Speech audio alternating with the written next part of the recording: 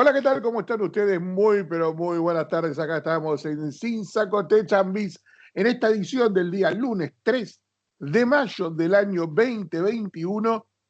Miren, una tarde que, bueno, pasó la tormenta con todo y ahora vamos a meternos en el mundo de las cosas más extrañas que para ustedes seguramente y para mí, que no somos acostumbrados, pero estos dos hombres, no, estos dos hombres saben mucho, pero mucho del tema. Caballero, ¿cómo le va? Muy buenas tardes, ¿cómo están ustedes? Bien, Claudio, ¿cómo andás vos? Bien, bien, bien, bien. Bueno, acá tenemos entonces con nosotros a Marcelo García Sellar, que es un abogado especializado en diseño de estrategias de negocios tecnológicos, propiedad intelectual, entretenimiento, por business y marketing. Y por el lado tenemos a Patricio Cavalli, que es analista de mercados y asesor empresarial especializado en temas de economía, transformación y marketing digital.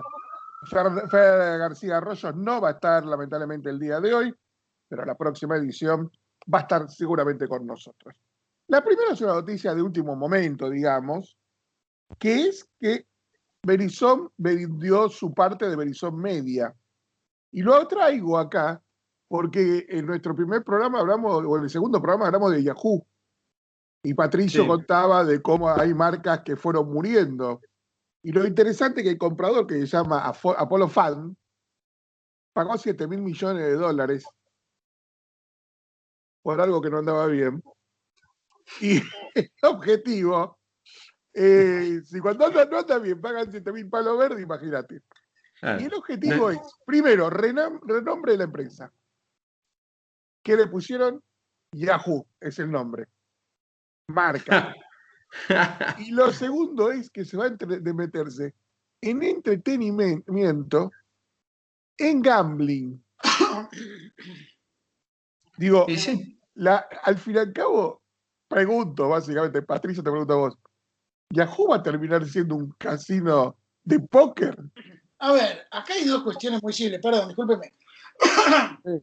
Forma correcta de toser, así. Bien, gracias. Acá hay dos cosas muy simples. O la gente de Apollo 5, que es una firma de inversiones, básicamente una empresa financiera, están todos embriagados y son suicidas, una secta suicidógena, como hablábamos la vez pasada, Yahoo no anda tan mal, y lo que pasa es que cada tanto le dispara porque es como el niño tonto del cumpleaños, digamos, y le A disparan. ver, se tropezó. Es mejor pegarle tropezos que está en el piso antes de dejarlo que se levante por ahí.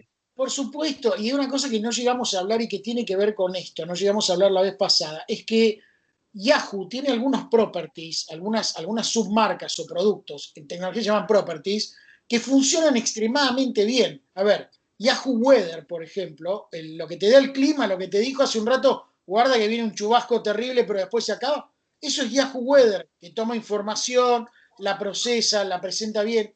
Yahoo Finance es una de las principales fuentes, es uno de los principales competidores de Bloomberg, o sea, tenés que pelearle a Bloomberg. Sí. Y así sucesivamente. Entonces, uno, Yahoo no está funcionando tan mal. Segundo, es un activo para el paquete de Verizon, porque por algo pagan 5.000 millones de dólares, no es un chiste. Y tercero, yo creo que por acá viene el asunto. El gobierno de Estados Unidos, el Congreso, el Poder Ejecutivo y demás, digamos, la clase política en Estados Unidos está empezando a apuntarle al gran poder que tienen las empresas de tecnología. Hoy empieza el juicio entre Apple y los creadores de Fortnite, que podría romper el monopolio o monopolio entre comillas, por ahora vamos a decirlo así, del App Store de Apple.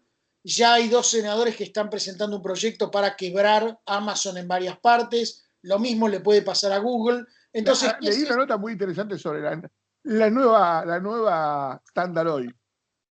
Ok. O sea, diciendo, va a pasar lo mismo que pasó con la Standard Oil. Le contamos a la gente que no sepa que cuando estalló la industria petrolera en los Estados Unidos, Standard Oil decidió comprar todas las petroleras que había y generó un gigante. ¿Y qué terminó pasando? La primera gran ley, y acá Marcelo seguramente va a aportar mucho más, la primera gran ley, la ley antimonopolio, terminó siendo la dirigida a partir en 7 pedazos a Standard Oil, ¿no?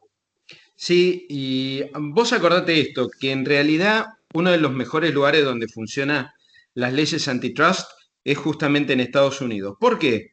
Y porque primero la autoridad tiene poder de fuego Ahí no se jode con el tema de la competencia. Y además hay un tema de competencia y monopolio que es un debate súper interesante. ¿Por qué? Pues vos tenés dos formas de posicionarte monopólicamente en un mercado. En realidad hay varias, pero digamos a los efectos nuestros de este programa nos vamos a centralizar en dos. Uno es, una empresa empieza a generar tal desarrollo de tecnología que naturalmente termina teniendo una posición dominante e empieza a invertir en ese vertical y empieza a consolidar la posición. Que es ahí cuando le dice el gobierno norteamericano, desinvertí. Tenés que partir tus empresas, hay que regenerar el ecosistema competitivo. Y la otra cuestión, que está muy trabajada en Europa, es cuando se arman los consorcios de innovación. Varias empresas trabajan en conjunto para poner un estándar de tecnología. Por ejemplo, no sé, transmisión en televisión en 4K o el USB o cosas así.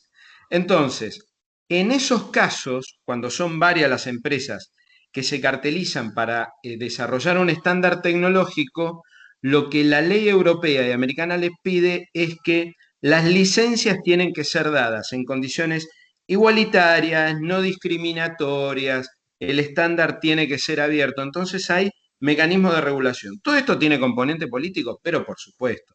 Tiene guerra económica, pero por supuesto. Pero en definitiva el sistema aplica de forma más transparente.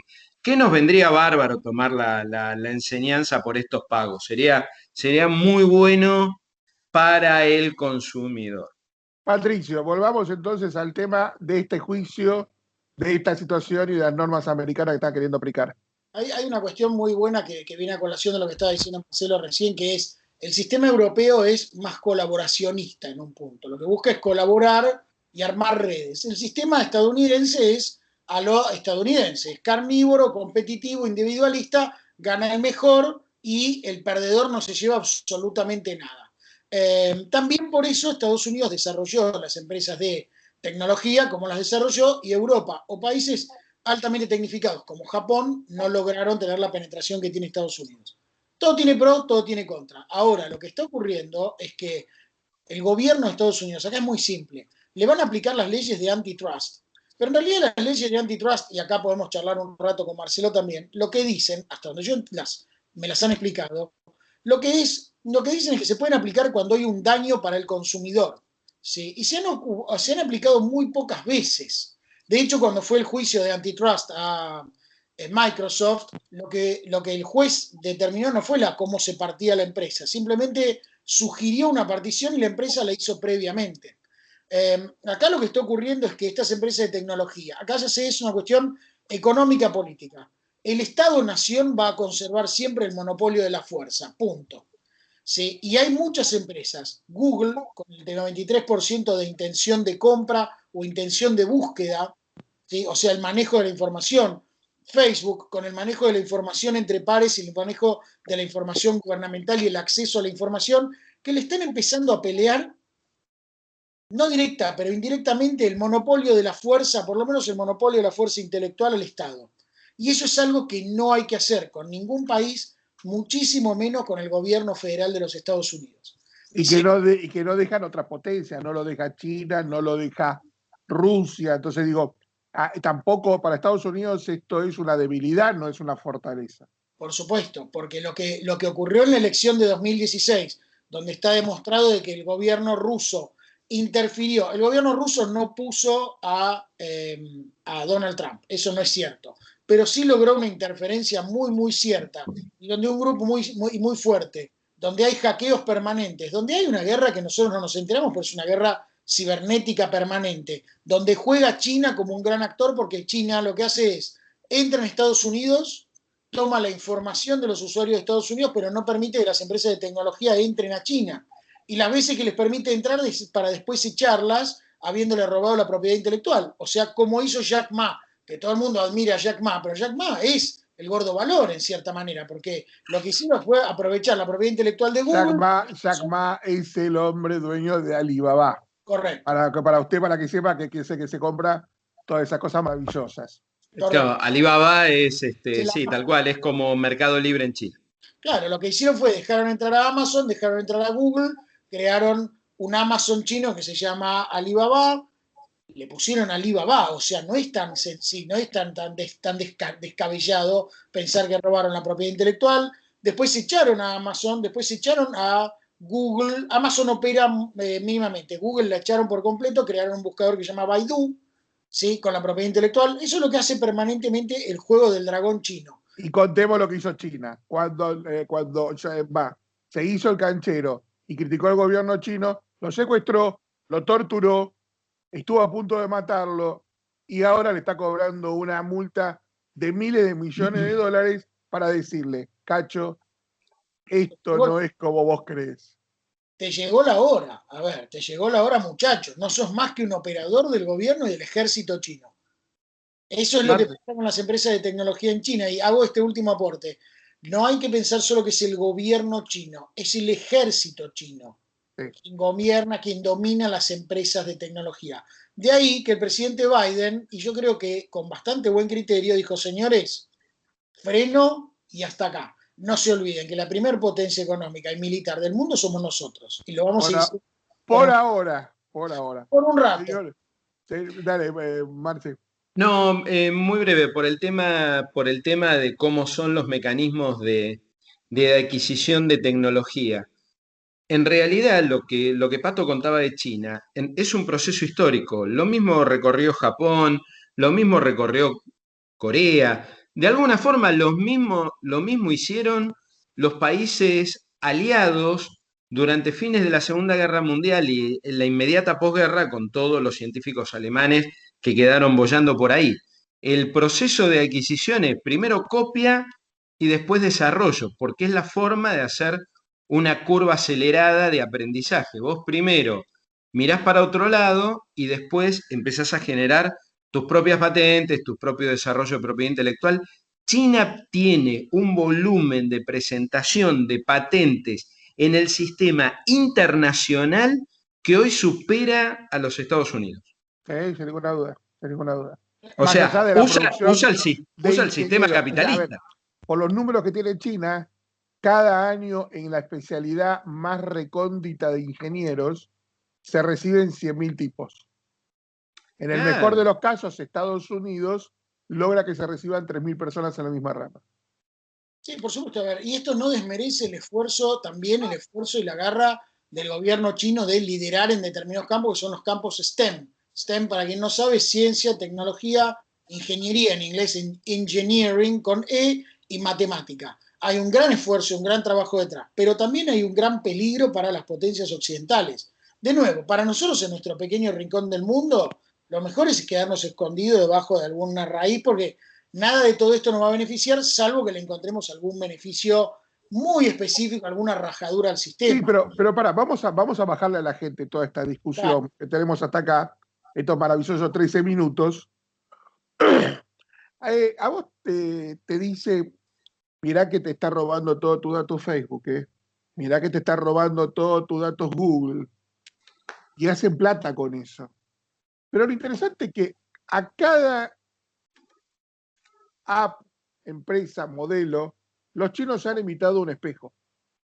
Google, tienen su propio Google, tienen su propio Mercado Libre, Amazon, tienen su propia modelo de Cabify o Uber, su propio modelo TikTok, es su modelo avanzado de Facebook. Y lo interesante es que están entrando en Occidente para chupar los datos de Occidente. Mientras que, como bien dijeron en su momento, Occidente no puede entrar a chupar los datos chinos. Y entran de la forma más inocente. Porque lo interesante es que la forma de entrar de estas apps chinas es la inocencia. Correcto. Cuando vos entras en TikTok y lo que ves son videos de Charlie D'Amelio, por ejemplo, es esta chica bailarina maravillosa, o videos que te divierten, o videos que te enseñan o te inspiran o lo que sea, y que además es una plataforma extremadamente cuidada en el contenido. Hay muy poco contenido ofensivo, muy poco contenido, tiene muy buena curaduría, etcétera. esos datos no se sabe a dónde va. Precisamente esa es la pregunta que ahora está haciendo el gobierno del presidente Biden. ¿A quién le van esos datos? Y le dicen, bueno, a los dueños de TikTok, que en realidad es la corporación Tencent. Ok, ¿quién domina la corporación Tencent?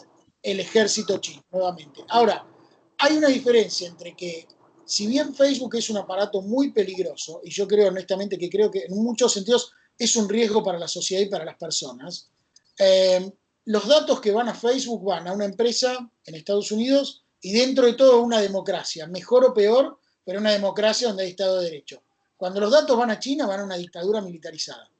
Si yo tuviera que elegir a dónde donde no hay habeas data, digamos. donde no había data, no había corpus, no había absolutamente nada. Andá a decir cosas en contra del gobierno chino y un día pisá territorio chino solo porque decís, quiero venir a ver la muralla. ¿Qué te dice que no te agarra alguien y te dice, che, vení acá, vos de 5 años dijiste que a Xi Jinping había que liquidarlo? Bueno, digamos, ese es el gran peligro con estas empresas. Y el segundo riesgo es cómo se apalanca el conflicto comercial. Estados Unidos es el principal deudor de China. China es el principal acreedor de Estados Unidos. Ahora, en algún punto también esta es una palanca, un activo de Estados Unidos para poder decirle a China, ¿cuántos dólares te debo en bonos? $1.000, o nada más, mucho más. Bueno, en realidad no te debo 1.000, te debo 700, porque hay 300 de propiedad intelectual que vos me debes de Facebook, de Google, de datos, de esto, lo otro. Entonces, en este juego de las grandes potencias, estas empresas de tecnología empiezan a ser activos, como han sido siempre. Y por eso el gobierno de Estados Unidos probablemente las quiera además partir. Va mucho, partir, para quien no se entiende, no conoce el lenguaje específico, partir quiere decir que las separan en distintas empresas y las hacen empresas más chicas. Y ahí es donde, volviéndolo de Yahoo, empieza a jugar Yahoo, porque Yahoo ya está partida. Claro. Entonces Verizon Media, ahí si juega un juego de mediano y largo plazo, dice, ok, ¿qué pasa si Google la parten en 4 unidades? ¿Qué pasa si Amazon la parten en 3 ¿Qué unidades? es lo que va a pasar naturalmente? Mercado Libre se va a partir en 4 o en 5, lo cual es lógico. Las buenas empresas se parten antes de que las a sí mismas, antes de que las parta el gobierno. Claro. Solo por pedido de los accionistas. Si vos, yo, nosotros tres somos accionistas de Google, en algún momento vamos a levantar el dedito y decir, gente, sepárense, porque yo quiero proteger el valor de mi inversión, y sepárense para proteger el valor accionario, porque si las parte del gobierno se pierde valor, se destruye valor económico y financiero. Si se parten a sí mismas, en general la historia es que crece el valor financiero. Le pasó en Estados Unidos le pasó a Standard Oil, le pasó a Bell, que es telefonía, le pasó a Microsoft, ¿sí? Entonces las buenas empresas se parten a sí mismas por prevención y por presión de los accionistas. Marcelo. Dime. Vamos a contar sintética y claramente lo que pasó y está evolucionando con un pibe, argentino él. Y no podía ser de otro país. Claro. Pero otra cosa. Que se afanó legalmente, con lo cual no es afano, el registro www.google.com.ar. Sí, el para señor... que ustedes, para que entienda la gente antes esto. Cuando usted quiere anotar un dominio, a ese nombrecito www.google.com, se llama dominio, usted tiene que ir a alguna fuente oficial. Hay registros para hacer eso. En Argentina tenemos una organización dependiente de la Cancillería que es el encargado de registrar esos nombres. Registra los terminados en .ar. Google.com está registrado afuera. Google.es está registrado en España, pero el Google.ar está registrado en Argentina. Y yo no puedo quedarme con un registro registrado. Cuando yo pongo el nombre que quiero registrar, me salta el sistema y me dice, ese nombre está ocupado. Esto es supuestamente, porque ahora nos enteramos que esto no es así. Toda inscripción de estos tipos de dominios generalmente duran 1 año. Todos los años tenés que renovarlo y todos los años le pagas al gobierno. En el caso argentino hoy son 280 mangos, 270 pesos 270. cada vez que vos registrás. Claro, Claudio Cerrutini tiene un dominio, sin saco web, por ejemplo. Pero hay empresas que tienen 150 dominios, 300 dominios. Y hay gente encargada de pagarlo a tiempo para que no le roben, porque un dominio vale plata. El primer dominio caro que hubo fue Sex, como era de esperar. El primer tipo que puso www.sex.com lo hizo valer, lo vendió en ese momento en $500.000. Hoy no es usado sex.com. No tiene ningún tipo de sentido, pero digo, en ese momento era muy importante. Ahora sí contemos el caso argentino con este marco para que la gente nos entienda. Bueno, el caballero en cuestión, que se llama Nicolás Curoña, es un diseñador, estaba trabajando y empieza a recibir mensajes diciendo, che, Google no anda. Entonces se le ocurre entrar en NIC Argentina, que es el organismo registrador que contaba Claudio, y lo encuentra que el dominio está disponible. Entonces lo registra. Y por un rato fue el propietario de google.com.ar. Ahora bien, habiendo dicho esto, esto es la anécdota. ¿Qué es lo que dice él? Y acá es donde me gusta porque en los grupos de WhatsApp donde participo habitualmente, hay mucha gente que lo elogiaba como héroe nacional, Sí, sí, digamos, sí. el gaucho Rivero que recuperó, digamos, Las Malvinas. sí, las Malvinas, que tuvo un gesto de soberanía. Muchos elogiaban la picardía criolla y lo más preocupante de todo, pues lo primero es todo folclore, es si realmente esta persona hizo una transacción legal o no.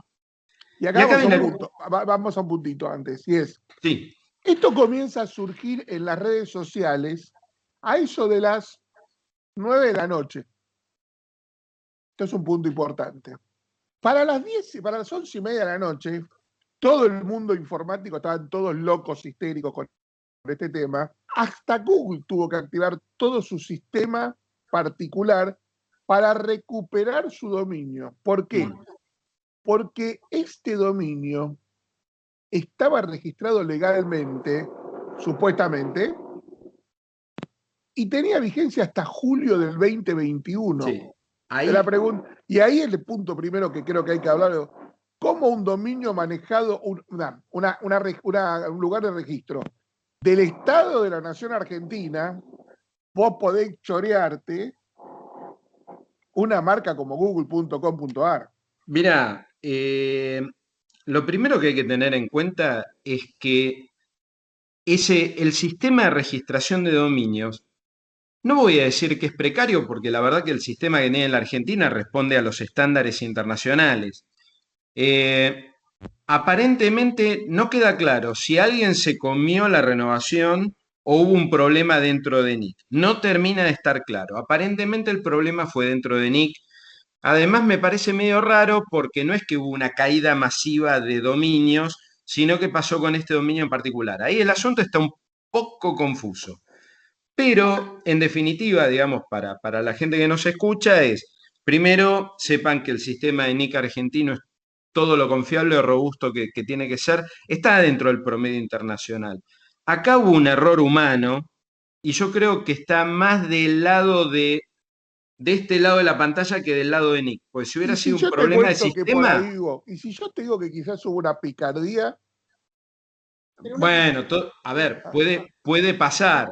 A mí no me consta, pero realmente el error es raro. Pues si hubiera habido una falla de sistema, hubieran aparecido 20 millones de dominios y esto hubiera sido un por eso escándalo de justamente, proporciones. Patricio, Esto está raro.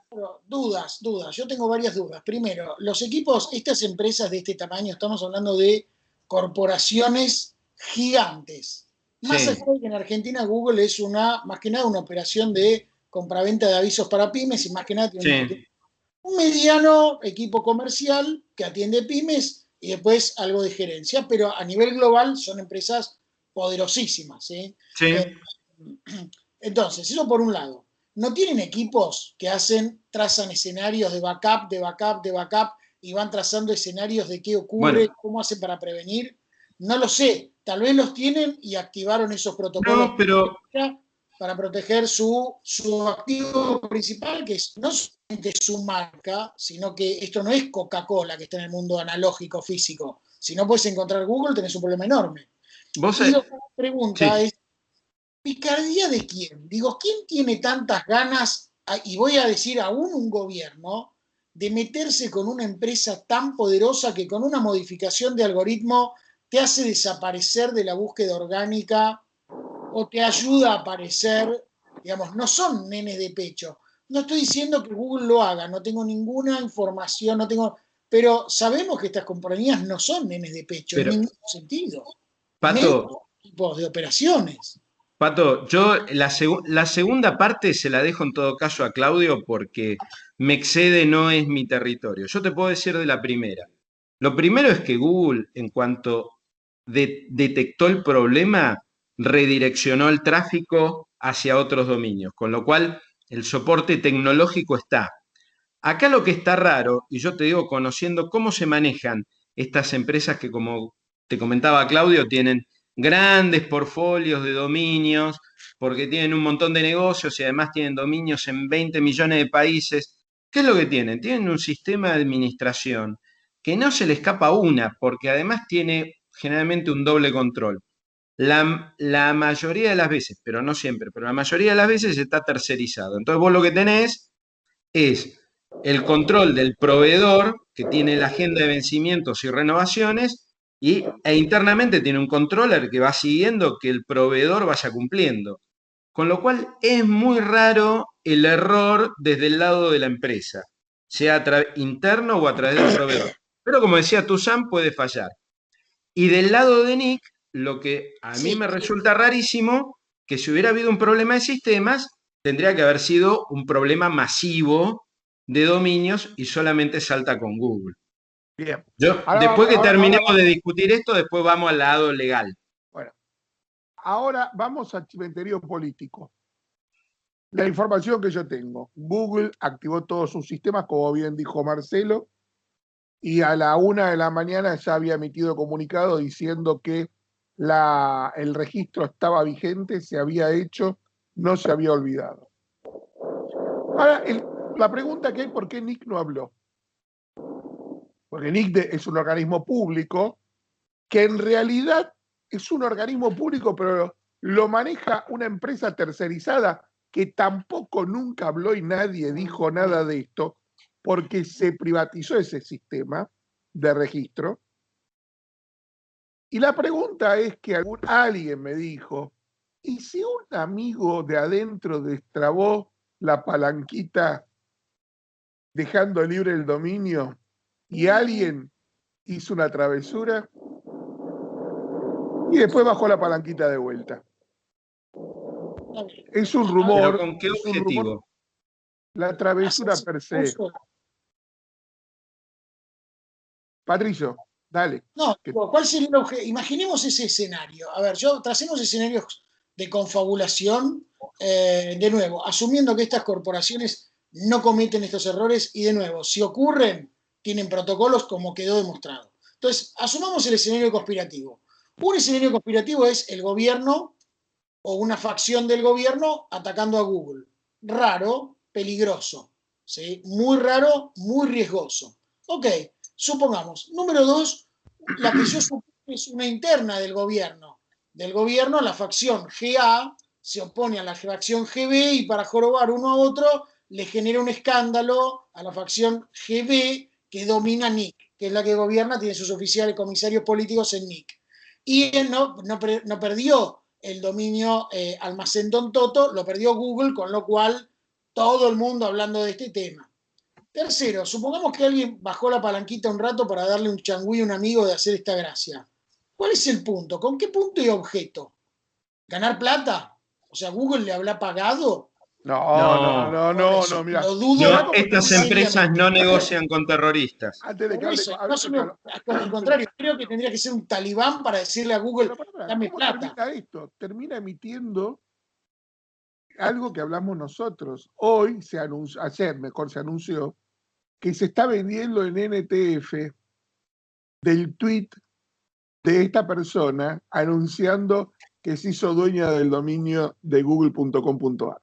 Con lo cual es esa criolla que nos hace quedar una vez más como un país de chantas y como un país de vivos Mira, que hace cualquier cosa por levantar dos monedas. Vamos a dejarlo a Marcelo con su tiempo para hablar de temas legales. Dos cosas breves. Primero, la verdad, si este chico Nicolás Curoña, que fue el dueño de Google por 2-3 horas, si él piensa en el bolonqui ilegal que se podría haber metido, que todavía no lo descarto, no lo hace. ¿Por qué? Porque uno de los grandes debates que hubo en en varios de los foros de WhatsApp y en la microsfera de las redes sociales era, pero esto estaba legalmente para ser registrado. Y yo les digo, no estaba legalmente. ¿Por qué? Porque si vos querés registrar margarita.com.ar, estás usando un sustantivo de uso común. Cuando vos registrás google.com.ar, no hay duda que estás hablando de una marca que está debidamente registrada, protegida y notoria a nivel internacional. Cada segundo que Google no fue dueña de google.com.ar, ellos te pueden hacer una construcción de daños y te hacen el litigio acá en Argentina y tienen 99,99% de ganar de juicio. Este chico Curoña no sabe el bolonqui que se compró con la gracia, porque él dice, yo lo compré legalmente como corresponde. No, porque cuando vos vas por un dominio que coincide con una marca y sobre todo una marca notoria, eso no es una compra legal, porque ese signo ya está protegido por la ley de marca, sea como marca registrada o como nombre comercial, además de tratados internacionales que adhirió a la Argentina. Así que nunca hubo ahí una transacción legal, aun cuando el dominio estuviera vacante en NIC. Punto 1. Sí, Pato. Perdón, Doc, pero la cosa es así. Asumamos que esto que vos decís es correcto. Digo, perdón, es correcto, pero digo... Es correcto. No, te quiero decir, me expresé mal, me retracto, voy de nuevo. Asumamos que esta podría ser la forma de verlo de su señoría, ¿ok? Su señoría se sienta y dice, tiene razón el doctor García Celar. Ahora, esta persona no estaba haciendo dentro del mundo del registro, no de patente y marca Google, sino del registro de un NIC, de una dirección web, lo correcto legalmente. No. ¿Cuál de las dos normas es supérstite de la otra? Mirá, esto es fácil. Esto es así, ya está resuelto por los tribunales federales desde la década del 90. Okay. Los dominios, o sea, un dominio es una aplicación de un signo distintivo. Vos un signo distintivo lo podés usar, Google es un signo distintivo. ¿Por qué? Porque distingue los servicios que presta Google. Coca-Cola es un signo distintivo que identifica productos y así podemos seguir. Correcto. Para corrernos de la idea de marcas, a la cual vamos a volver en 2 segundos. Un signo distintivo, ¿qué hace? Distingue y tiene distintas bajadas a la realidad práctica. Vos la aplicás en una etiqueta de una botella, funciona como marca. Vos lo registrás como dominio para generar tráfico, para hacer un e-commerce, para publicitar, lo registrás como dominio. Pero la intersección entre los dominios y las marcas y los nombres comerciales ya está decidido por los tribunales argentinos, desde hace un montón de tiempo. Entonces, el registro de un dominio, es una aplicación más de una marca. De hecho, tal es el volumen de fallos que hay, que lo que se discutía al principio, este planteo tuyo es muy de los 90. O sea, bueno, pero es un registro... ¿Cómo estás diciendo? ¿Qué? Me estás diciendo que estoy fuera de época. No, lo tuyo es vintage, no, que siempre es lindo. Con el cual el tema ya está recontra resuelto. No hay forma de sostener ese argumento. Claro, pero vos sabés que el hacker también comete delitos y le encanta al hacker dejar la firma de que anduvo por ahí haciendo trastadas. Es decir, en el mundo informático el desafío superado es un logro para mostrar. Fantástico, pero acá no hackeó nada. Pero si acá, sí, hackeó el sistema de registro de NIC, no tecnológicamente. Le quedó la ventana abierta. hackear es vulnerar la La seguridad de un ventana sistema. estaba abierta o se la abrieron. El problema es este, creo. Y ahí está la discusión, Marcelo. O sea, si el pibe encontró la ventana abierta, No, felicitaciones. Ahora, legalmente es insostenible. Así te lo digo.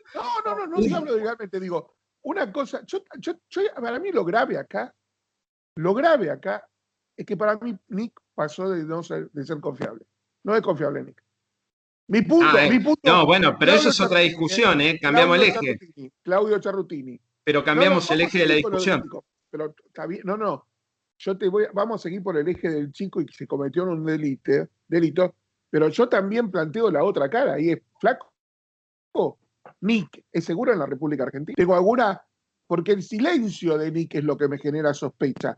No lo que hizo el pibe, no como actuó Google, sino porque el organismo oficial encargado se cayó.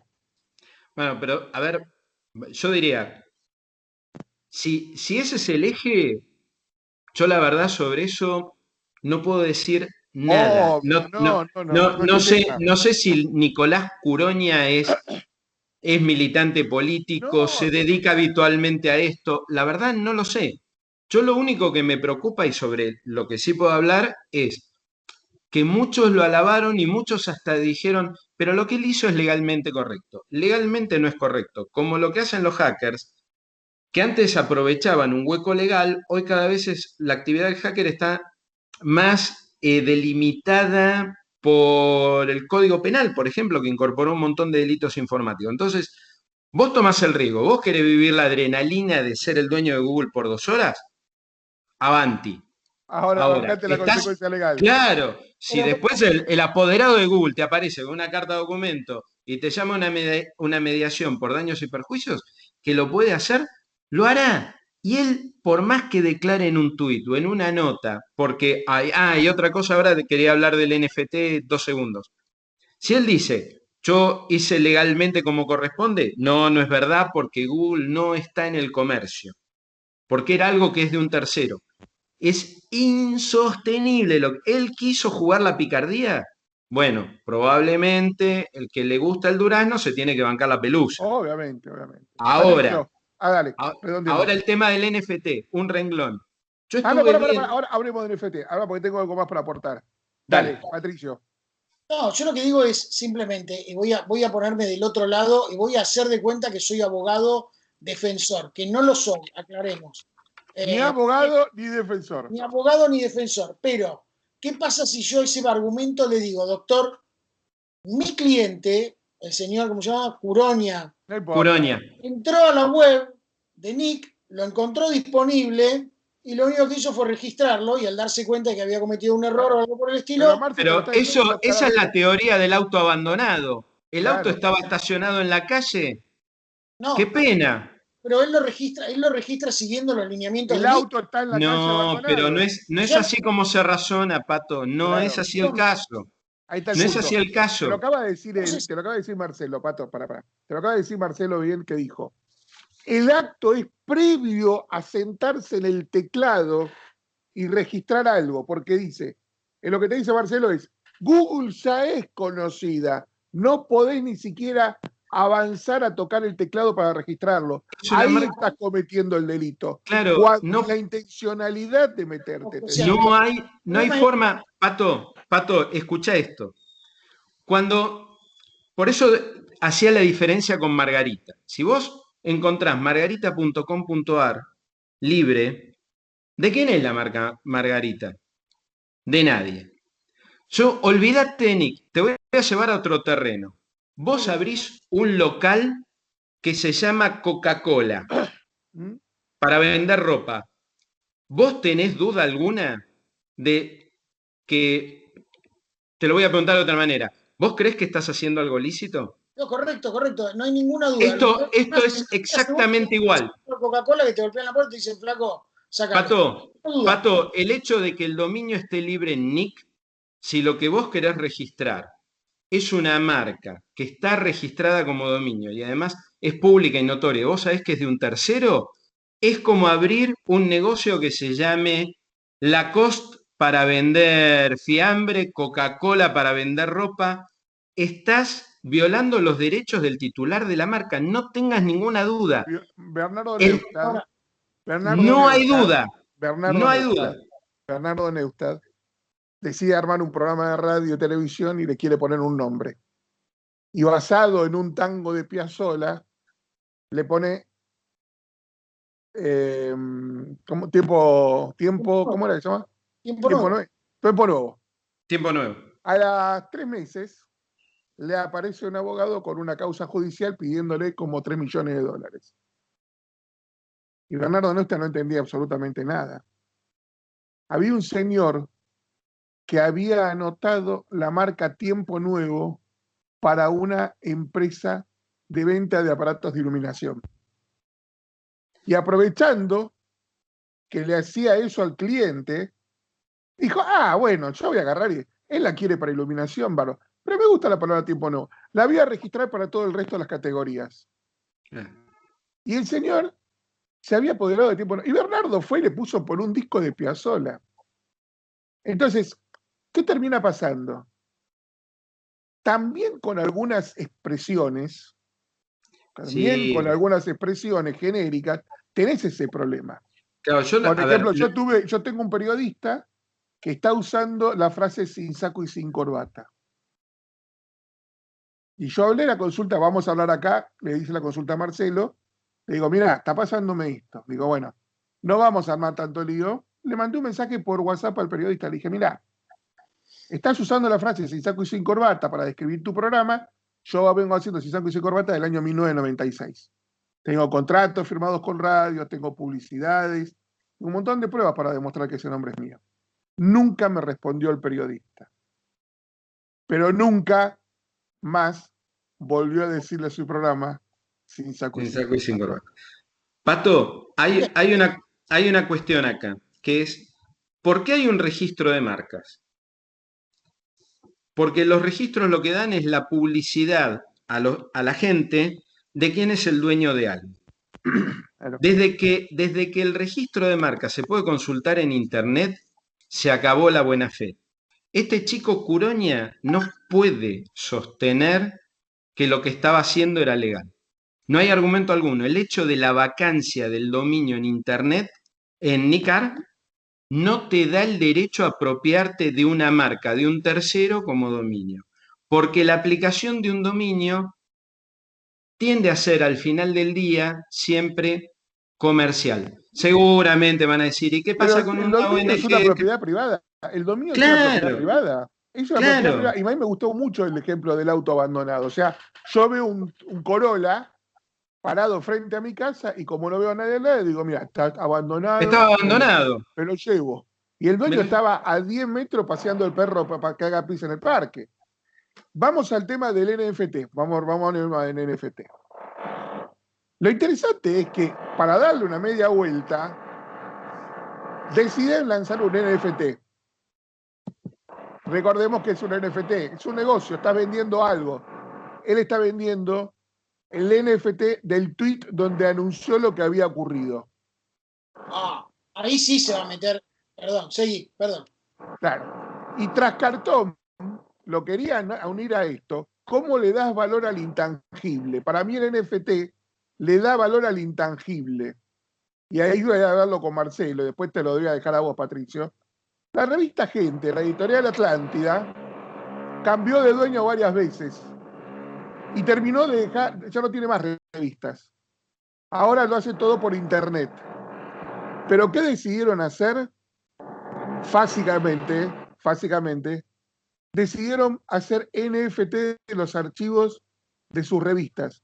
De la revista, sobre todo, Goles. O sea, ahora sacan a la venta 20 fotos exclusivas de Maradona con el NFT. Imagínate esa empresa que tiene, ¿cuánto?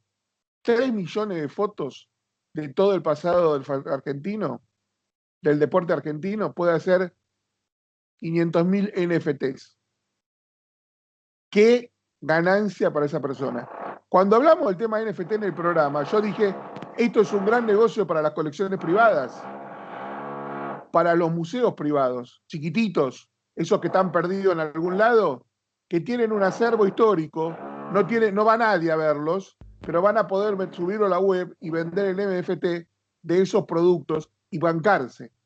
Me parece que es muy interesante cómo da para un tipo de negocio el NFT y cómo da para otro tipo de negocio. Marce. Sí, muy cortito. Primero, es muy raro que alguien le vaya a comprar ese NFT porque si el NFT consiste en la historia de cómo él llegó a ser el dueño de google.com.ar, yo la verdad no lo compro, porque lo leí en La Nación y lo leí en Bloomberg, porque el pibe además se paseó por todos los medios, y además lo publicó en Twitter, así que una de las cosas que le da Está sentido, vendiendo el tweet, está vendiendo el NFT del tweet. pero es que no tiene ningún, a ver, volvemos un poco a la esencia de lo que es un NFT, que es, eso tiene que tener un valor para alguien, pues si no es un mero juego tecnológico. O sea, es como una obra de arte. Para mí, la banana pegada en la pared con la cinta Scotch, para mí no vale nada y hubo quien la pagó cientos de miles de dólares y la dejó arruinar o después se comió la banana, no me acuerdo. Bueno, el tema del NFT es lo mismo. Para mí no vale nada. Si lo puedo ¿Pero por qué? consultar en Pero Twitter, para vos, ¿pero por qué? Pero para mí vale 3 millones de dólares. ¿Cuál es el problema? pero pagalo. No, pero a lo que voy es a la esencia del negocio. Que el NFT puede ser una gran burbuja o puede ser algo realmente con un mercado fuerte, sujeto a lo que hablamos la vez Es- anterior. Que vos realmente Ahí estoy puedas de acuerdo. garantizar la unicidad o la seguridad, sirva como proceso de validación del Pero ese es otro usuario. tema, Marce. O sea, a ver, yo sigo insistiendo. Creo que los NFT primero se van a vender en 3 millones de dólares y cuando haya, dando vuelta, 1.100 millones de NFT en el planeta Tierra, van a terminar valiendo 4 dólares y lo vas a comprar en Mercado Depende. Libre. Yo creo que va a variar y yo creo que va a haber un mercado de NFTs de mayor valor y otro de menor valor, porque por ahí una cosa dibujada por Benja va a valer una fortuna y otra cosa dibujada por mí va a valer 2,50 mangos o cero. Así En el que, grupo analizamos el caso de una señorita, de una chiquita, y ahora te dejo a vos, Patricio, hablar un ratito. Y se sacó una foto y se armó un montón de memes sí. con la imagen de ella, de una casa, sobre todo de una casa quemándose y la cara de la nenita. Yo la verdad no lo conocía ese meme, pero parece que en el mundo fue muy famoso. Lo interesante es que la chica vendió el NFT de esa foto en $500.000 y el derecho de 10% de ganancia de todos los posteriores ventas de ese NFT.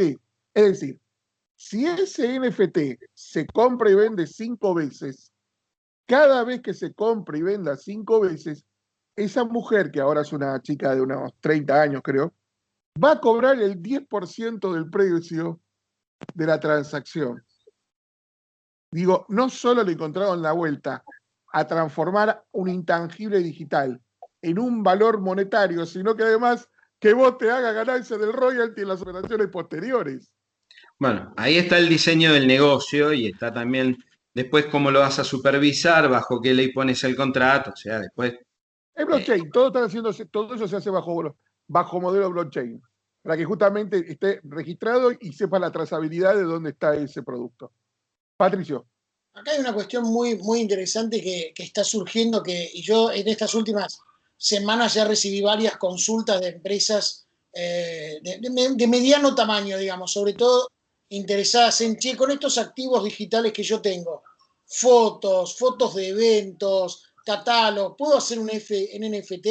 La respuesta es sí, podés, siempre se puede. Ahora, el punto es, ¿hay mercado para tu NFT?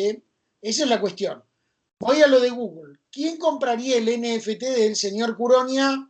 Porque que en realidad no vende el google.com.ar, sino que vende un NFT de su tweet. ¿Alguien en su sano juicio usaría plata para comprar un NFT de un tweet de alguien? No, lo está haciendo para publicidad.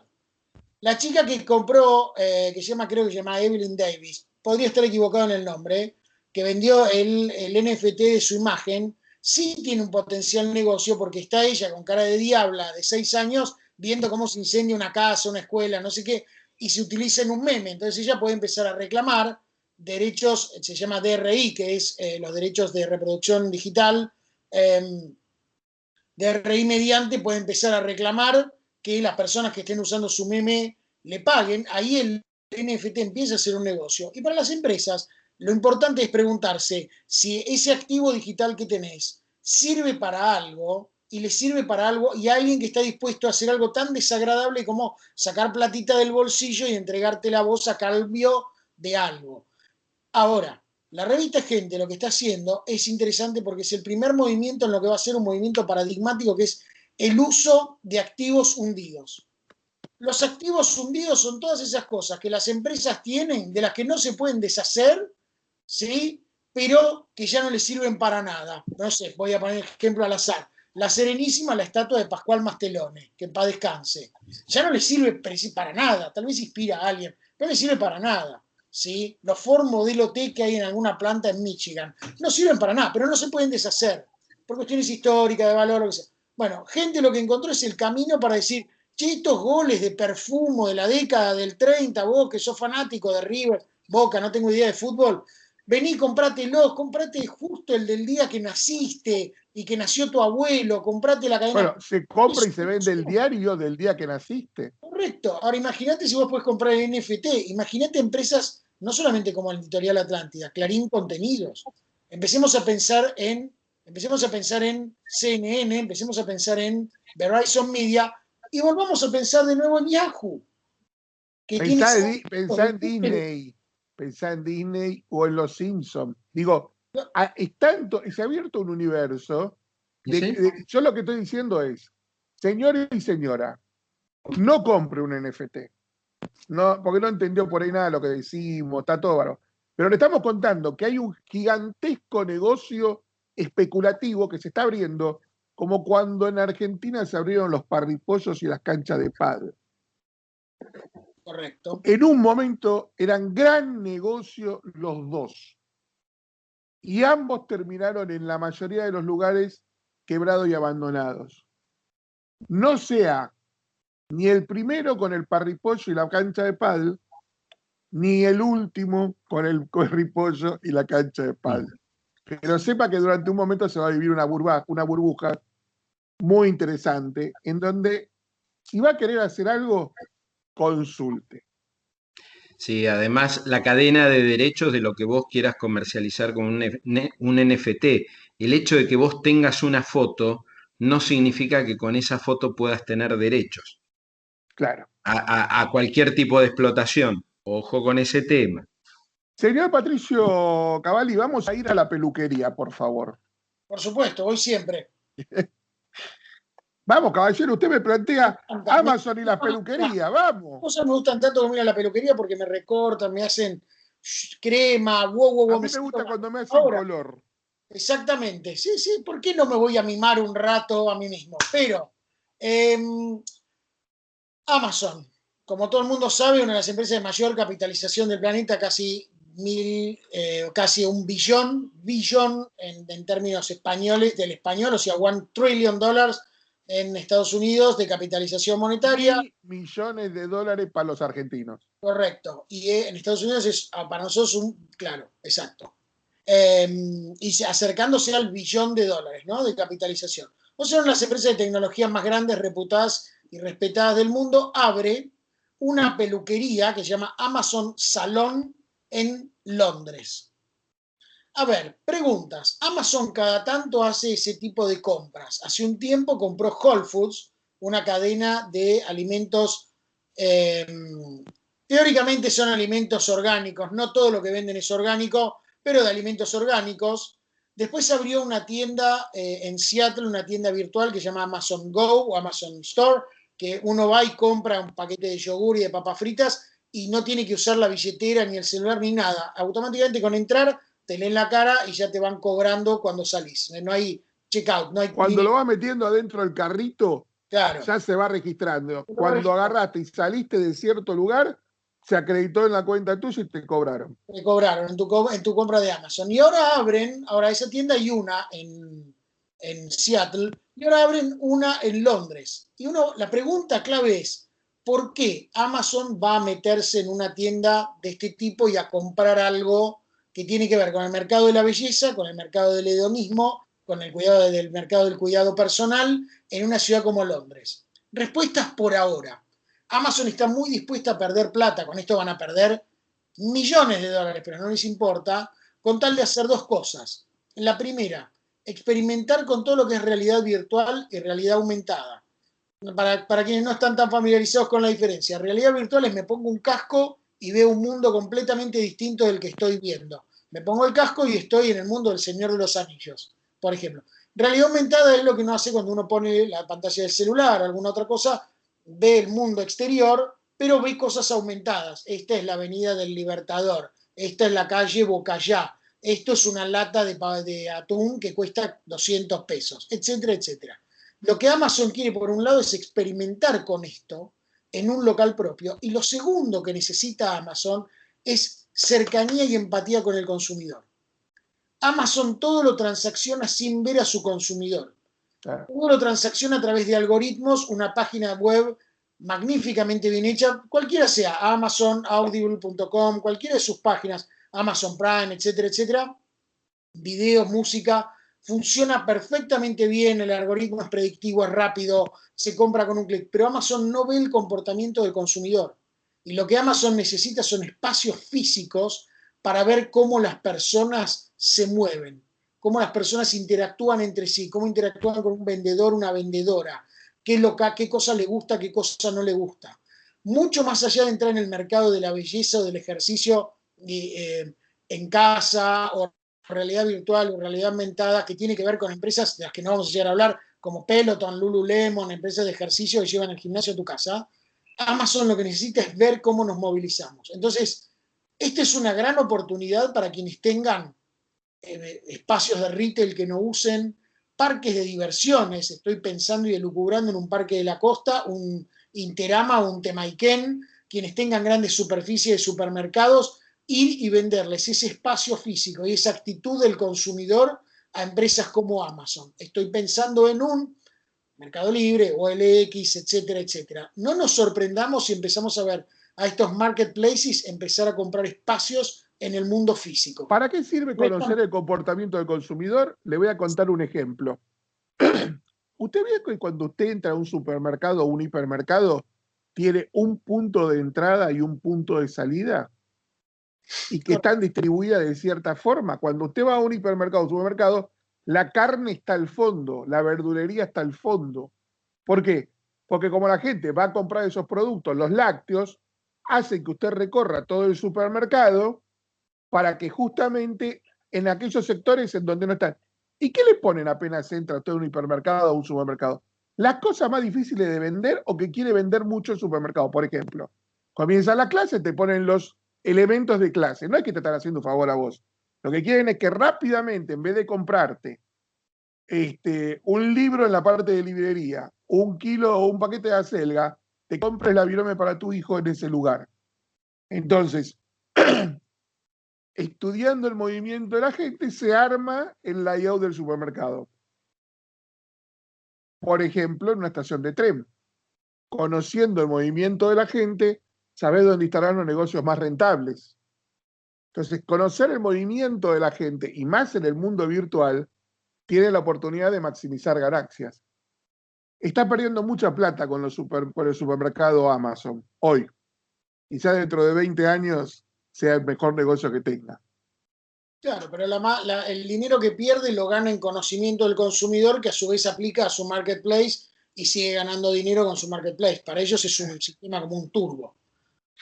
Le cuento, vamos a la gente contarle alguna cosa, cómo nos está cambiando la informática, cómo está cambiando la forma y cómo está cambiando los propios negocios. Y España es un lugar donde pasa mucho de esto y hay muy buena prensa en España que comunica bien esto. Fíjense que 3 datitos para tener en cuenta. La primera es que 1 de cada 3 españoles evita hoy hacer compras en tienda física. Algo impensable hace 10 años, O sea, la gente directamente, yo tuve una persona que estuvo viviendo en España 6 meses y me contaba que su casa venía 3 veces por día a Amazon a dejar cosas.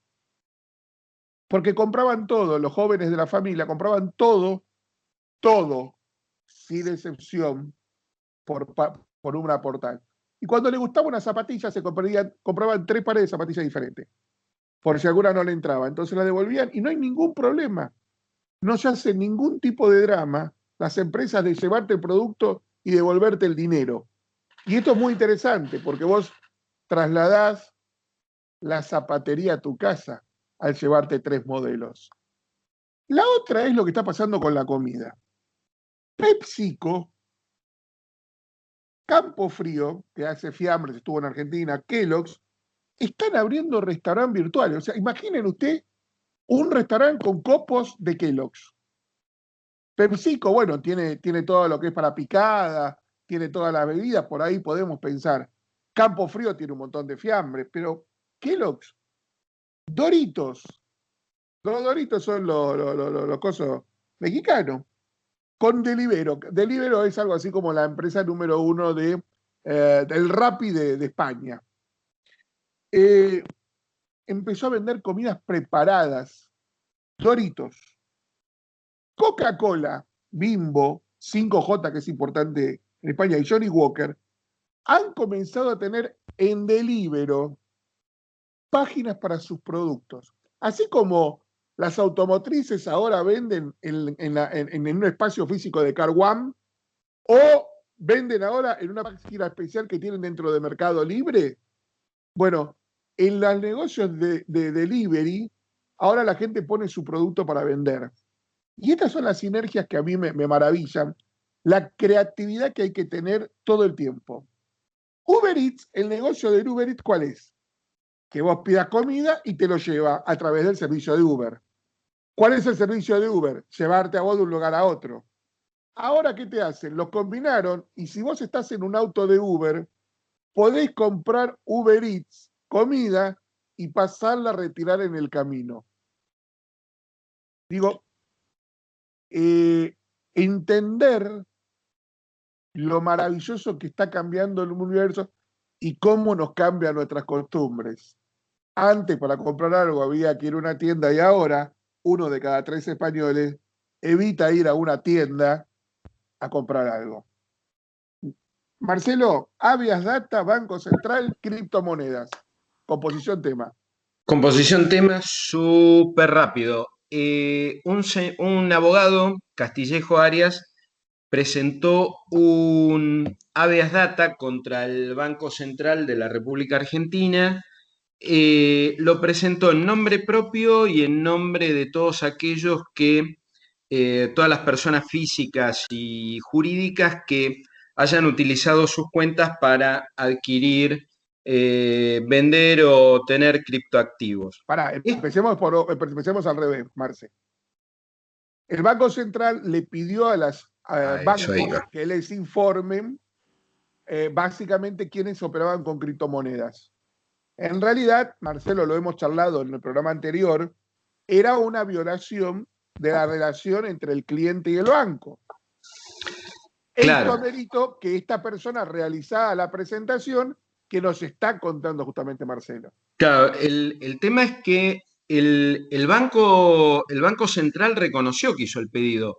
Te pedía quit, nombre o razón social, domicilio y el número de la cuenta del banco y quiénes estaban autorizados para operar.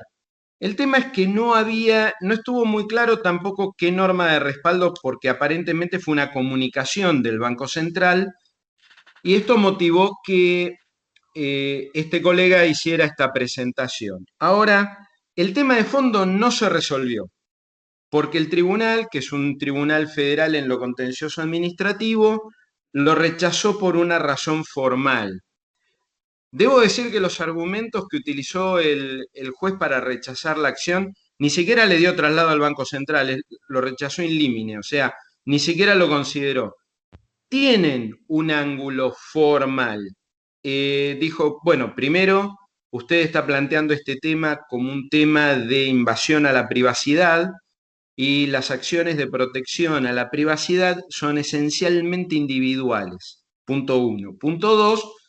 Para que proceda el doctor Castillejo, lo que presentó es una acción de habeas data, que es como una especie de acción de amparo para pedir la supresión, rectificación o actualización de datos personales en un registro público. Pero esta acción se gatilla o queda disponible cuando uno recibió la negativa del titular del registro de datos a hacer esa acción de actualización, de modificación o de supresión de datos. Y acá esto no había ocurrido. Claro. Con lo cual, como faltaba un paso previo, el juez le dijo, además, no. Y a esto se agrega que cuando uno quiere asumir la representación de un colectivo de personas, que es lo que se llama una acción de clase, esto está previsto, sí, en la Constitución Nacional. ¿Para qué está previsto? Y para temas de medio ambiente, consumidores y así temas muy esenciales, derechos de incidencia colectiva, pero con un criterio muy restrictivo, porque uno lo primero que tiene que definir correctamente es cuál es la clase de gente que representa. Y lo segundo es que, y esto es lo que se contempla con mucha atención, es que si la acción de clase es rechazada, se está afectando a esa gente porque esa gente no termina teniendo un claro acceso a la justicia. Claro. En este caso, los tenedores de criptomonedas son todos potencialmente justiciables y la definición de la clase quedaba un poco difusa y respondía a una heterogeneidad de situaciones muy grande. En vez de haber homogeneidad, había diversidad de situaciones. Con lo cual, el tema sigue pendiente, el fondo sigue pendiente, esto fue rechazado in limine, con lo cual nos queda saber qué pasa si una acción es presentada a título individual y atacando desde otro ángulo, porque yo no creo que acá haya una invasión a la privacidad. Acá lo que podemos discutir es si Banco Central se está extralimitando o está actuando dentro de su poder de policía, que me parece que es el gran debate de fondo. Y acá voy a 2 puntos para Patricio Minuto, porque ¿por qué no está pasando esto? Lo contamos hace también un par de programas. 2 millones de argentinos han abierto cuentas billeteras o en portales de negociación de criptomonedas. Porque la criptomoneda se ha transformado en un buen canal para sacar dólares de la Argentina. Hay portales en donde vos con pesos comprás Bitcoin, los vendés y el dinero de la venta lo depositas en el exterior. Si ese dinero no entra por el canal bancario, como puede llegar a ser depositar en una cuenta a través de los sistemas de pago, básicamente pago fácil o eso por el estilo, que te permiten hacer depósitos en cuenta, vos estás escapando a la vigilancia del central. Por eso Central pide esta información. Pero, como siempre se arma negocio, Mercado Libre anunció que va a permitir comprar inmuebles con criptomonedas. Y esto es muy interesante, porque abre la puerta a que gente compre inmuebles con dinero de afuera. No voy a decir con dinero negro. Lo que voy a decir es que no es el dinero más prístino para la FIP del planeta Tierra. Pero muy interesante la astucia de Mercado Libre de entender que hay un nicho de negocios interesante para la compra-venta. La gente que va a comprar un inmueble a través de Mercado Libre con Bitcoin no lo va a comprar en Floresta, frente a la villa, a la Laguna 1114. Está apuntando a un target particular, pero me parece muy interesante la movida y explica por qué el Banco Central está haciendo lo que está haciendo.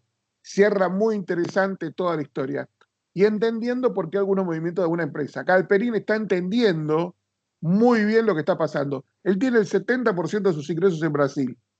Hoy Mercado Libre es una empresa más brasilera que argentina desde el punto de vista del negocio. Pero está entendiendo muy bien cómo funciona el manejo de plata de entrada y salida. ¿Por qué lo digo? Porque hay un negocio que nosotros no vemos acá. La mayoría de los argentinos no lo tenemos en cuenta, que es el envío y recepción de remesas. El envío y recepción de remesas es la plata que alguien que está en el exterior le envía a su familia en Argentina o a algún país latinoamericano. Estoy hablando que solo las remesas entre Estados Unidos hacia México llegan a los 20.000 millones de dólares. Son mexicanos que viven en Estados Unidos que le pasan plata a sus familias en México o en América Central para que puedan comer y vivir. Y acá lo tenemos mucho con paraguayos, bolivianos, peruanos, colombianos y venezolanos. Gente que trabaja en nuestro país y envía remesas al exterior. Si yo lo mando por un servicio como puede llegar a ser Western Union, me puede costar 7, 8, 10, 12, 20% de mi dinero. Es mucho. A través de criptomonedas, el costo no llega al 3%. Entonces, lo que está viendo Mercado Libre es que hay un negocio ahí, que también, aparte de las ventas de clases, es también la remesa de dinero a familiares en otros países. Patricio. La pregunta que yo me hago es, acá hay dos preguntas que son muy interesantes, que tienen que ver con, digo, en función de lo que vos decís. Uno, ¿podemos esperar entonces la creación de un Mercado Libre Coin, de un Galperín Coin? Que, o sea, o Mercado Libre va a operar a través de alguna de estas, algunas más concretas, vamos a ponerlo entre comillas, concretas como Bitcoin, Ethereum, o algunas de estas que son un poco más difusas y confusas. Me parece que el negocio de Galperín es trabajar con las criptomonedas que tengan gran liquidez para no dejar atrapado al cliente. Porque entonces, crear una criptomoneda propia sería bueno para él, pero no tiene por ahí la liquidez y confianza necesaria. Sí, pero es cierto, pero por otro lado, al meterse en la quedan dos para trabajar que son medianamente, comillas, confiables, Bitcoin o Ethereum. De manera que, ¿cómo sería, si uno lo piensa desde el punto de vista de Mercado Libre, lo mejor es verticalizar. Y al verticalizar crean su propia moneda porque le dice, acá tenés el respaldo de Mercado Libre por un lado y tenés la marca Mercado Libre. Y es Patricio, dijiste algo muy importante. Hoy tenemos dos monedas dominantes. En 10 años vamos a tener 40 o 50 criptomonedas dominantes con fluidez y negocios. Y es más, se van a seguramente segmentar. Algunas van a ser reserva de valor, otras van a ser moneda de transacción, otras van a ser monedas específicas para ciertos nichos de negocios, que ya las hay. Por ejemplo, hay monedas armadas, hay más de 10 criptomonedas para negociar negocios del sector energético. No tienen fluidez porque las propias empresas no lo manejan. Por ahí en 10 años es otra cosa. Esto hay que entender los desarrollos tecnológicos como cuando se inventó la imprenta. ¿Vos te crees que Gutenberg, cuando hizo la primera Biblia con los tipos móviles, pensó que alguna vez Clarín iba a ser un multimedio y imprimir 14.714 tipos de publicaciones diferentes? No, no. Entonces digo, acá estamos en la época de Gutenberg, aunque parezca mentira, en todos estos desarrollos. En 10 años, con la velocidad de desarrollo que tiene, o hasta desaparecieron o se multiplicaron o cambiaron. El problema no es el Bitcoin. Yo no apostaría a Bitcoin hoy, pero digo, el problema es el dólar. No es que el Bitcoin va a perder liderazgo. Creo que el dólar va a perder liderazgo frente a este tipo de productos. Y ahí estoy totalmente de acuerdo con vos, y ahí de nuevo volvemos a un tema que habíamos tocado hoy, que es el monopolio de la fuerza de los estados. Gran parte del inflado de Bitcoin y Ethereum nos están dando las potencias emergentes que confrontan a Estados Unidos. China, Rusia, probablemente más. ¿Sí? ¿Qué puede hacer la Reserva del Tesoro de Estados Unidos, la SEC o alguna de estas? Decir, ok, vamos a empezar a regular Bitcoin, vamos a empezar a regular Ethereum. ¿Por qué? No solo por una cuestión de ingresos, que les interesa mucho, y si yo fuera, que no lo soy, Janet Yellen, en este momento estaría diciendo, traten de regular porque necesito que me entre más dinero, sino por una cuestión de monopolio de la fuerza, es decir, acá el único que emite moneda es el Estado-Nación. punto y se terminó. Bueno, Pero creo que la además, facultad de acuñar siempre fue del poder estatal. Pero acá no hay no hay acuño, esto es interesante. Claro, por El eso. monopolio lo tenía. Ahora, tenés que hacerte dueño del blockchain para poder acuñar, y no es imposible. Bueno, yo creo que ahí, Pato, te quería hacer una pregunta. perdóname, es imposible por ahora. Es imposible todavía. No nos olvidemos, si vos pusiste el ejemplo de Gutenberg, a mí me encanta porque es un ejemplo que yo también uso mucho, que hubo un momento que quien aprovechó esa tecnología fue Martín Lutero, que escapaba con una Biblia de tipos móviles muy chiquita en un carrito, mientras el Papa, que yo me acuerdo que era Julio X, lo perseguía por toda Europa. Hasta que alguien levantó la mano y le dijo, santidad, ¿qué? Yo me imagino esta escena en el Vaticano, ¿qué? Agarren a ese alemán, pero santidad, ¿qué? ¿Qué pasa si imprimimos nuestras propias Biblias? ¿Quién fue el principal cliente de la industria tipográfica del mundo y sigue siendo el producto y el libro más impreso? La Biblia. No solo el primer gran cliente fue la Iglesia Católica, que lo que hizo fue no voy a comprar las imprentas, simplemente voy a ser tu principal cliente, así que no te metas conmigo. Y número dos, ahora sigue siendo la inversión en el famoso papel Biblia. Y hablemos con cualquier imprenta y te van a decir son sus principales clientes. No importa la iglesia que Y sea. los segundos fueron los estados. Y los segundos fueron los estados. Los segundos grandes. Los primeros diarios en el mundo fueron boletines informativos oficiales. Por supuesto, y entonces todo ese dinero que está yendo a Bitcoin, que en algún momento está peleando con la moneda fiat, que es el dólar, ¿a quién le apostarías en un mundo incierto, complejo, voluble, volátil como este? ¿A un Bitcoin, un Ethereum que no sabes quién lo hizo ni quién es Satoshi Nakamoto? ¿O al que te dice el Tesoro de Estados Unidos, bueno, ¿no querés operar en dólar? Bárbaro, operá en el Águila Coin, el Eagle Coin, que es el que te da el gobierno de los Estados Unidos. Rápidamente se difluye, te va de uno a otro. A lo mejor queda Bitcoin, queda Ethereum y los otros 40 se consolidan en 3 o 4 y vuelven a equilibrar. Solo por una cuestión de poder, no estoy hablando de beneficio económico para nadie, esto es poder puro. Marce, dale y vamos redondeando ya para despedirnos. No, muy cortito. Pato, cuando vos decías que a una empresa por ahí, a determinado volumen o determinado lugar en el mercado, una empresa de e-commerce o una empresa con gran volumen de transacciones, por ahí le conviene verticalizar.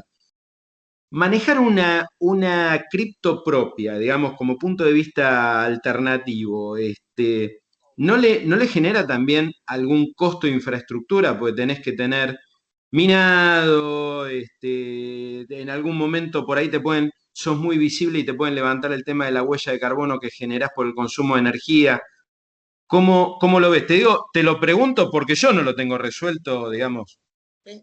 Tuve esa pregunta hace muy poquito en un encuentro con empresarios a los que estoy asesorando y te doy la misma respuesta que le dije a ellos. Yo creo que hoy en el mundo tecnológico verticalizarse con todo lo que cuesta, con todo lo que vos estás diciendo y muchísimo más, porque hay responsabilidad civil, responsabilidad económica, etcétera, etcétera. Todo eso aún sigue conviniendo si uno puede afrontar esos costos Ajá. y en un largo plazo. ¿Por qué? Porque quien controla el camino, quien controla las vías, en la teoría, en el negocio se dice owns the rails, que es el dueño de las vías por las que pasa el tren, te termina dominando. ¿Qué pasa si Mercado Libre mañana utiliza Ethereum y Ethereum desaparece? O Ethereum le dice, no, bueno, Ethereum Corporation, que tiene sede en Canadá, quiere el 50% de tus transacciones. No, pero yo no. Bueno, entonces no Pero puedes. una cosa es usar y otra cosa es admitir transacciones con. Es cierto, pero fíjate lo que está pasando. Este es el juicio entre Apple y Epic Games, que son los creadores de Fortnite. Lo que está diciendo Epic Games es, a mí Apple no me puede quitar el 30% de mis ingresos solo porque el usuario utiliza iPhones. El hecho de que el usuario utilice iPhone y que transaccione en el Apple Store, que es el único que funciona en el iPhone, es un caso de monopolio. El juicio empieza esta semana. De hecho, va a cambiar la industria. Todo el mundo dice que va a cambiar la industria. Sí, sí. ¿Cómo se define eso? Expliquémosles un minuto a la gente, un poquito más. A ver, ¿qué es Fortnite? Para que no lo conozca. Fortnite es un juego muy popular en el mundo, tiene casi 300 millones de jugadores, donde una persona cae en una isla y tiene que ir construyendo sus elementos de supervivencia. es parte de una empresa, la que es dueña, digamos, la empresa que es dueña se llama Epic Games, se pinta a sí misma como una empresa muy joven, muy innovadora, desafiante del sistema, en realidad es status quo punto porque es parte de un conglomerado chino, cuando no de tecnología, ¿okay? De las Bien. cuales es parte Esta Tencent. es una pelea entre China y Estados Unidos. Por supuesto. Primer punto. Por supuesto. Y es una pelea por el idioma en que se mueve esto. Porque este es el punto. ¿Por dónde puedo entrar a este producto? Por el Ahora, App Store. perfecto. ¿Qué hubiera pasado si Epic Games, igual que hoy tiene ese problema Facebook, que Apple le está diciendo no recolectás más información de la gente que usa nuestras compus, nuestras tablets y los celulares? ¿Qué pasaría que hubiera pasado si Facebook fuera dueña de también teléfonos celulares? Se verticaliza. Para quienes no están al tanto del término, verticalizar quiere decir que cuando una empresa o operación trata de dominar la mayor parte de su cadena, digamos. El tipo que hace pizza, que además tiene un campito donde saca harina y tiene otro lugar donde hace tomate y tiene 4 vacas para poder hacer la mozzarella. Correcto. Eso es verticalizarse. Verticalizar. Claro, pero vos Dale. Sí, no, muy cortito. Vos fijate cómo este es un programa circular, porque la verticalización, de acuerdo a tu posición en el mercado, te puede llevar a una autoridad de competencia a decir, tenés que fragmentar o tenés que desinvertir de acuerdo a tu posición, si es dominante o no. Por supuesto, tarde o temprano, en algún momento, de nuevo, hay un juego de poder y el poder, yo creo que todavía no va a ocurrir en los próximos 20.000 años de historia que el Estado-Nación pierda el monopolio de la fuerza simplemente porque la sociedad no va a caer en manos de las empresas privadas. Lo han intentado todos, desde Rockefeller con la Standard Oil, el Ku Klux Klan, la Pantera Negra, la Brigada Roja, lo intentó Stalin. Volvamos a Fortnite. O sea, ¿cuál es el meollo del conflicto? El meollo del conflicto es, Epic Games, dueña del juego Fortnite, dijo, estoy cansada de que cada vez que una persona compra algún objeto, un arma mejor, un hacha mejor, un pantalón más canchero. Eso es básicamente en el juego, así como en un juego de guerra, yo puedo ir comprando armas para poder matar mejor a mis enemigos. En este juego yo puedo ir comprando elementos para poder justamente mejorar mi situación en el juego. Eso se hace con una transacción monetaria, o sea, yo tengo que poner plata para comprar la pilcha nueva. Correcto. Y en esta operación, ¿quién se queda con el 30? Apple, que es el dueño del Apple Store, el App Store, que es el mecanismo a través del cual se transacciona. Vendría a ser el mercado. Ese valor no es negociable, te lo aplica Apple, sea quien sea. Y lo que está tratando Epic Games que dice es, pará, sentemos y negociémonos, don Inodoro. Claro, Epic Games en realidad lo que hizo fue, acá quiero hacer una salvedad, Apple hace un tiempo recibió mucha crítica y dijo, ok, menos de hicieron 2 tiers, 2 grupos de clientes. Epic Games tiene más de 100 millones de clientes, entonces paga el 30%. Si uno tiene menos de 100.000 clientes, depende el tipo de juego o de aplicación, paga entre un 10 y un 15%. Bajaron ese nivel. De nuevo, las empresas tratan de evitar la interferencia del Estado. Ahora, Epic, en lugar de negociar con Apple, le salió con los tapones de punta y dijo, vamos a empezar a transaccionar por fuera de Apple directamente. Y crearon su propio marketplace, su propio App Store. Lo hacen también porque tienen masa crítica de clientes. Pero aparte es un proyecto chino. China quería tener su propio Apple Store, llamale Arroz Store, lo querían armar y este es el camino para armarlo. Exacto. Pero lo interesante es la soberanía de negociadora. ¿Dónde se desarrolla el juicio? En los tribunales de Santa Bárbara, en California, bajo ley de los Estados Unidos. Con lo cual también Estados Unidos le está diciendo a China, un momentito, estas cosas las vamos a definir nosotros. Hay todo un juego acá detrás, por supuesto, como siempre juegan las grandes potencias detrás de las empresas de tecnología, pero de lo que salga del juicio se puede determinar si Apple es un monopolio, el Apple Store o no.